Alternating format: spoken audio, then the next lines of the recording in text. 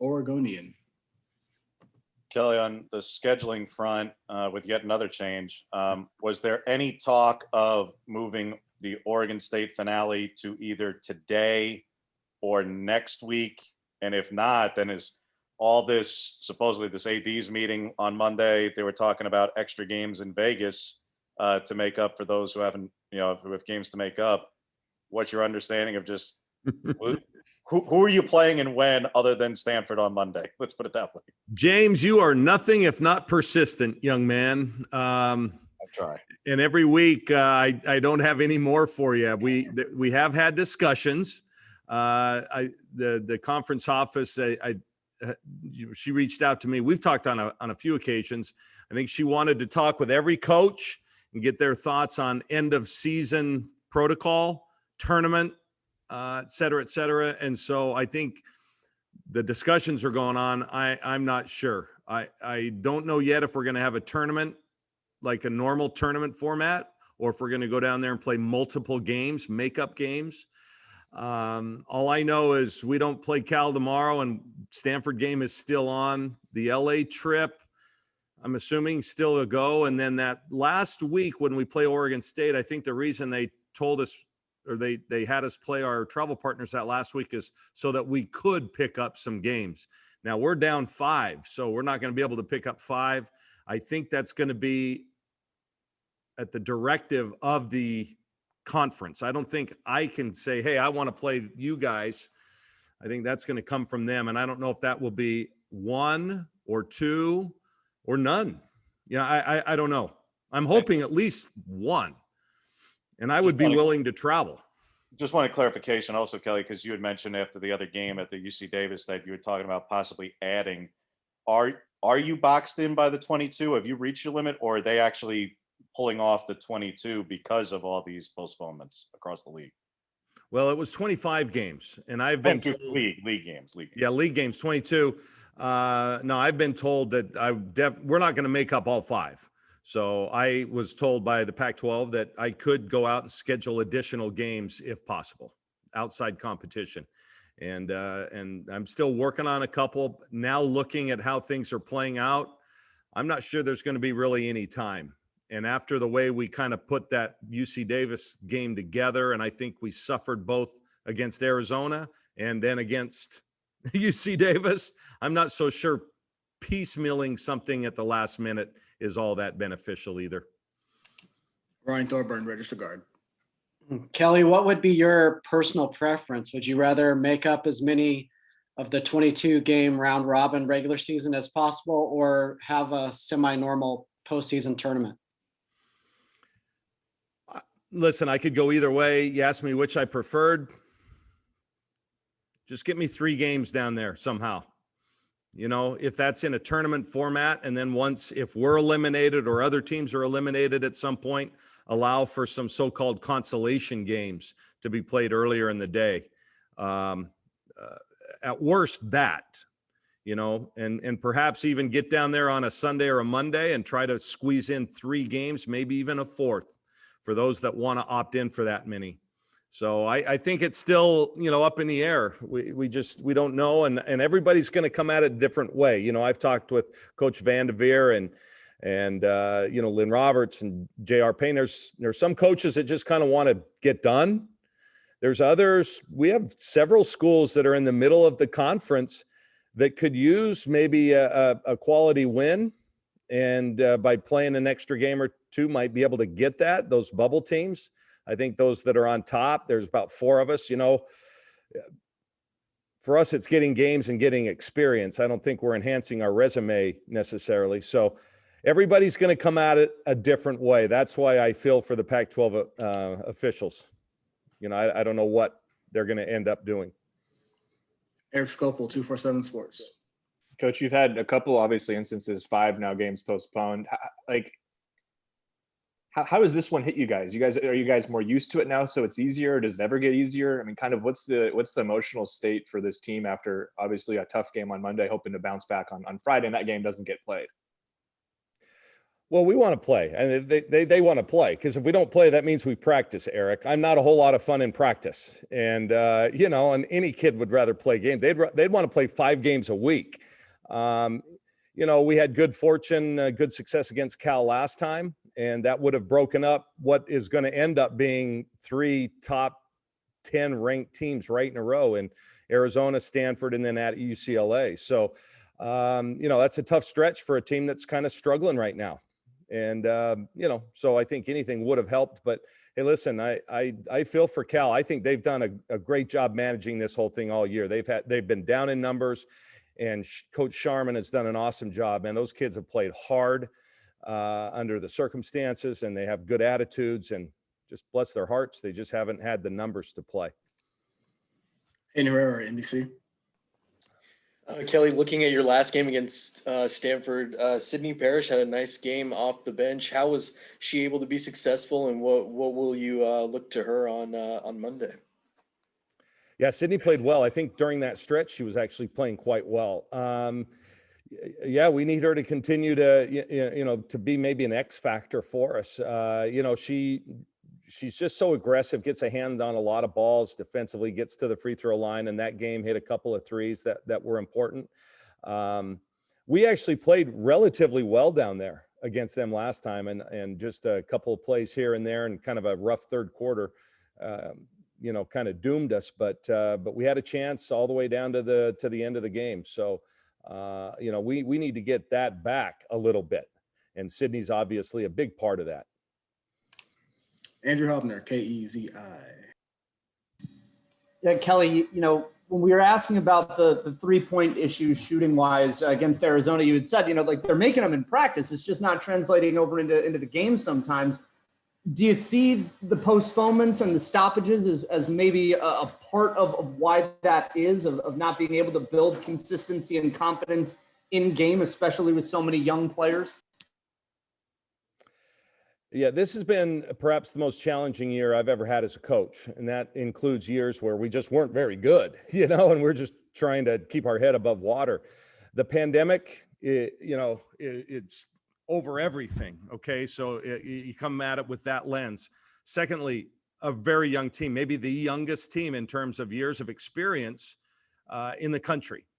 That being said, still players in and out because of COVID, players injured.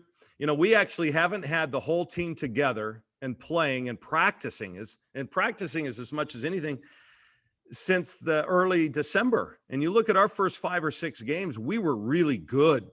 And ever since then, it's just been kind of a hodgepodge here and there.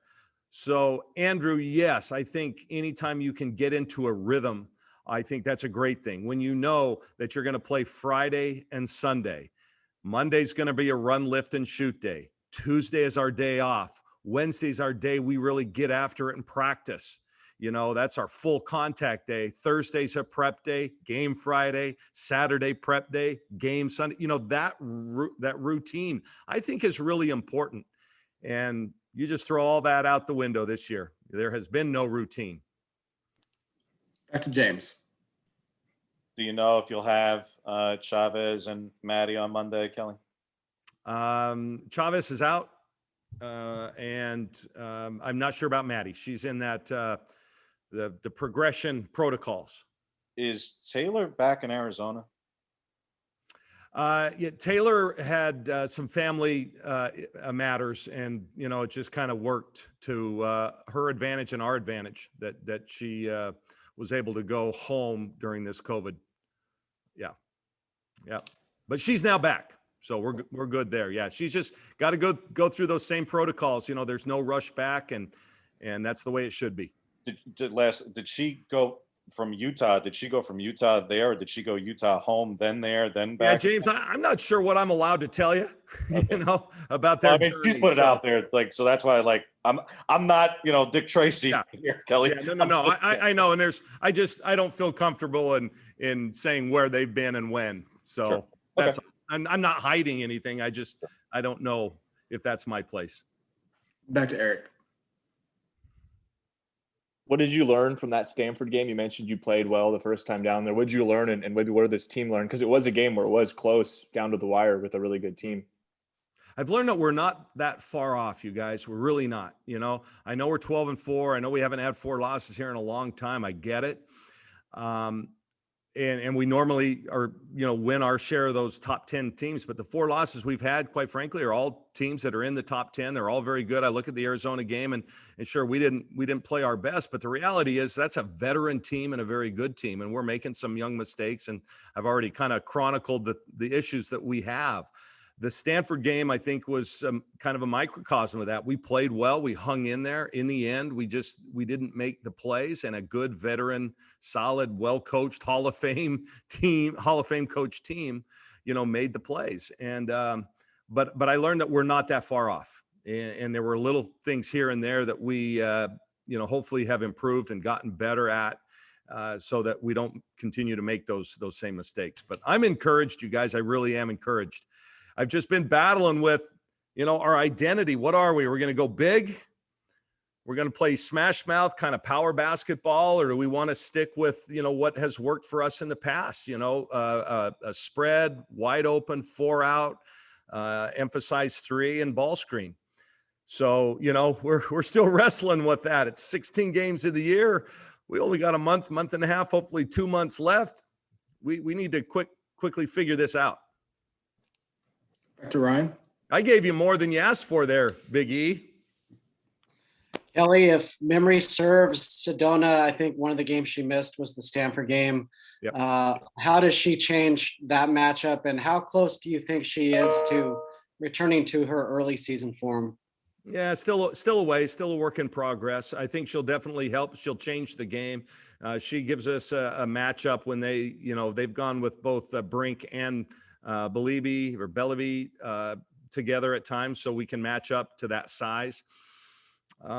Just again, it makes us more versatile. We can go small and spread you out, or we can go bigger. So, but she's still a work in progress, man. Back to James. To the identity issue, Kelly, and I'll reference 2 players specifically, but I realize it's more than 2. It is, but it has seemed like Mikesell has been pressing a bit in that when she's shooting very hard. The ball is leaving her hands hard. It's going off the backboard more than it did early. And for Jazz, that she has clearly had a challenge in comfort level being beyond the ball player, as opposed to like, where has the 2-footed bunny hop gone? And can she get it back? Because that was her shot last year, and that's where she was drilling threes, and we haven't seen it in a while. Yeah, I think we're all pressing a little bit. Bottom line, I just think, and I think with every possession, we feel like, hey, this is the possession that's going to get us going, and we've kind of put, maybe putting a little more pressure on ourselves than we should. I will tell you this: that both Jazz and Taylor are in Matthew Knight Arena shooting every morning, and if you doubt that or don't believe me, I'll tell you exactly when to show up, and you'll see them walk across the street from wherever they park and go in the gym. So they're putting in the time, and I'm just convinced and confident that that will pay off. So to answer your question, I don't know where it's gone. It's still there. We just got to get it out of them when we're playing those 40 minutes against somebody else, and I'm confident that it will happen, James. Eric Scopel. Have you seen, maybe with your freshmen, obviously, has there been like a freshman wall they've run into? It just seems like some of them have had a little, Tahina in particular offensively has kind of not been quite herself the last maybe 2 to 3 games. I know you guys haven't played a lot, so there's probably a lot of reasons, but have you picked up on something with the freshmen? Has the season just kind of been taking a toll on them at all? Yeah, I think all freshmen, not named Paige Beckers, hit a wall at some point. And, and our freshmen are the same. The difference is we don't have a ton of veterans that can kind of help them through that. They rely on other freshmen to kind of help them through, and they themselves are struggling. So I actually think Tahina's played pretty well. She's just come up short on some shots in the paint. I just think overall, I think she's played pretty well. I texted her about 7 or 8 games from Sabrina's freshman year. some of the numbers she had. And you guys would remember this, those that were around. She had some 2 for 11 nights and 4 for 17 nights and high turnovers. And so I sent that to Tahina the other day, and just to say, listen, it's going to happen. It happens to the best of them. And Sabrina was the best of them. So, and those were all from games from mid-January to mid-February. So I think it hit home. We certainly believe in Tahina, and I think she's doing a lot more good than certainly bad. Hayden. Kelly, Oregon softball starts their season tomorrow. Baseball starts next week. Track and soccer are underway. Any advice for these coaches as they try to navigate their season? And is it a little different challenge with their rosters being a lot more than yours? Yeah, well, I think Coach Vanderveer said it the best. She said, just be flexible. You just don't know. You can have your heart set. You can be at pregame meal in Salt Lake City, Utah, 3.5 hours from tip, and get the word game's canceled, and so is your next game. And you just got to go with the flow. There's no plan. The best laid plans are still going to be disrupted, and that's just kind of the way it is right now. Just make the best of it. And I think it's really taught me personally, just live for each day. Just be in the moment, and that's all you can really worry about. That's a good question, Hayden. I'm excited to see all of them play, though, to be honest with you. I love outdoor sports. I love our track team, and you guys know me. I'm a huge softball fan. I never miss a game. I'm a season ticket holder, and can't wait to see Coach Waz and his group. So fun times. Unless we have any more questions, our last will be from Andrew Hopner. Yeah, Kelly, just to go back to the leadership component, the lack of veterans in massive numbers for you guys from a leadership perspective. What does Taylor's kind of, I guess, in and out nature of this season kind of, done for that leadership component, given she's one of, 3 or 4 people that have been here for multiple years, been through the rise of the program. And I know you can be a leader in practice, but being in those games has to also count for something, right? When it comes to being a leader out on the floor and having that common presence. Absolutely. And we've missed her. The games she's been out, we have definitely missed her. There's no question about it. And we need that from her down the stretch. It's kind of ironic. This is her junior year, and she's never played in an NCAA tournament. Last year, of course, was canceled. The year before that, she was injured during our Final Four run. So yeah, so now we're, that even adds to the pressure she has on her to try and teach these young kids. But she's a tremendous teammate. I value her, her leadership and just her ability to get us on track. We need her back. There's no question about it. All right, Coach. No other hands have gone up, so that'll do it. Thank you, Coach. Good seeing you guys.